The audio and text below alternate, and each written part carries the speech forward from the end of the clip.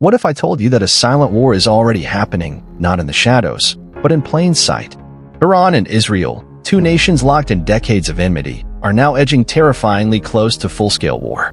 And it could ignite something far bigger, something global. The question isn't if, it's when. And the world may never be the same again. Brief history of Iran-Israel tensions. To understand the present, we must go back.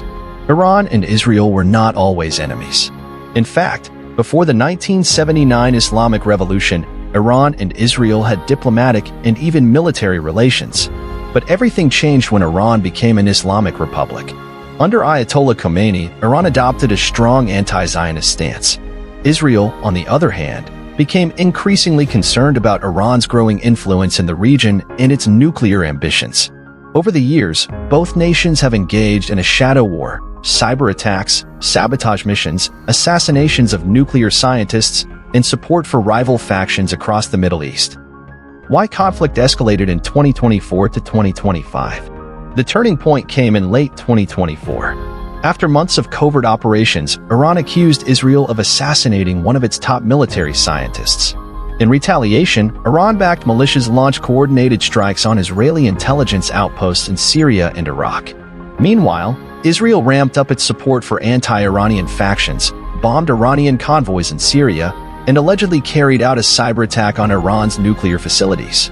The tension reached boiling point in early 2025 when Iran directly launched ballistic missiles toward key Israeli infrastructure targets, something it had avoided doing openly for decades. Iran's recent attacks on Israel. In the first quarter of 2025, Iran executed a bold and devastating strike.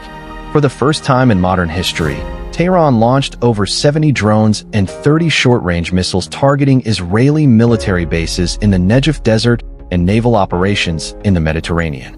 Though Israel's Iron Dome intercepted most threats, several missiles breached defense lines, causing casualties and major damage to key installations. Iran publicly claimed responsibility, framing it as a response to Israeli terrorism and Zionist aggression. This wasn't just symbolic. It marked Iran's transition from proxy warfare to direct confrontation. Israel's response and damage. Israel responded swiftly. Within 48 hours, the IDF launched Operation Iron Blaze, targeting over 60 locations in Iran, including suspected missile launch sites, RGC command centers, and critical infrastructure. Tel Aviv also intensified its diplomatic outreach, demanding global condemnation of Iran. However, not everyone sided with Israel. While the U.S. reaffirmed its support, countries like Turkey and Qatar called for restraint and diplomacy. Economically, Israel suffered a shock. Stock markets dipped, and Tel Aviv faced unprecedented cyber attacks that crippled several financial and transportation systems. The cyber and proxy war. Hezbollah, Syria, Yemen. Behind the scenes, the cyber war has been equally brutal. Iranian hackers targeted Israeli water systems, while Israeli tech units retaliated by disabling Iranian air defense radars. Hezbollah in Lebanon opened a new front by launching cross-border raids, while Iranian-backed groups in Syria fired rockets into the Golan Heights. In Yemen, the Houthi rebels, aligned with Tehran, vowed to strike Israeli-linked ships in the Red Sea. This conflict has now become a regional powder keg. U.S. involvement, support, or instigator. The U.S. has long been Israel's strongest ally, and this conflict is no exception. President, fictional name, declared that Iran must be held accountable and sent 2 aircraft carriers to the eastern Mediterranean. However, critics argue that America's decades of military presence in the Middle East and its withdrawal from the Iran nuclear deal helped push the region toward this boiling point. Is the U.S. a peacekeeper or an instigator? Pakistan's position, silent spectator or strategic player? Pakistan officially called for peace and urged both nations to show restraint. But behind closed doors, intelligence reports suggest Pakistan may be coordinating with Turkey and Iran in joint diplomatic efforts.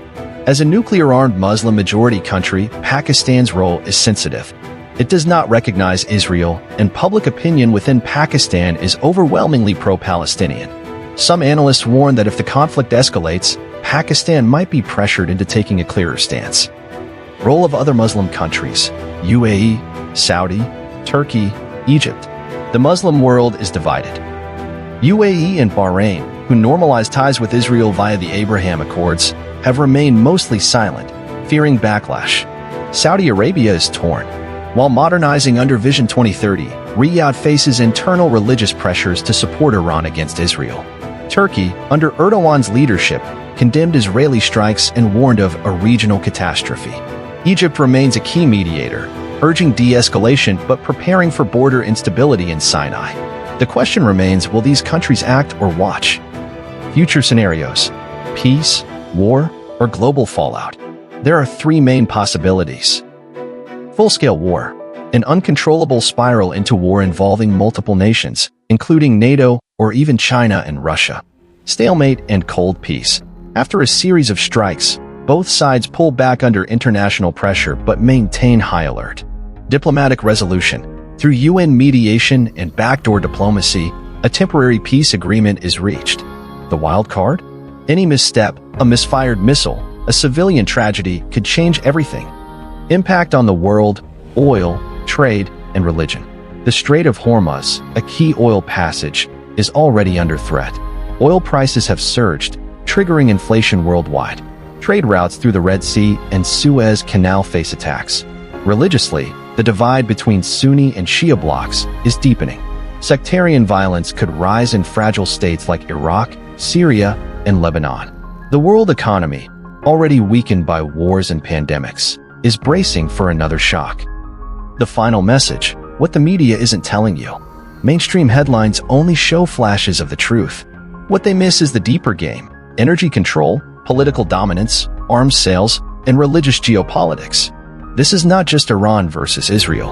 It's about who controls the future of the Middle East, the heart of three continents, and the soul of global power. If this video gave you a new perspective, don't keep it to yourself. Share it, discuss it, educate others. Subscribe to Legacy of History Vault for more real, untold stories from behind the headlines. Because history isn't just written, it's unfolding before your eyes.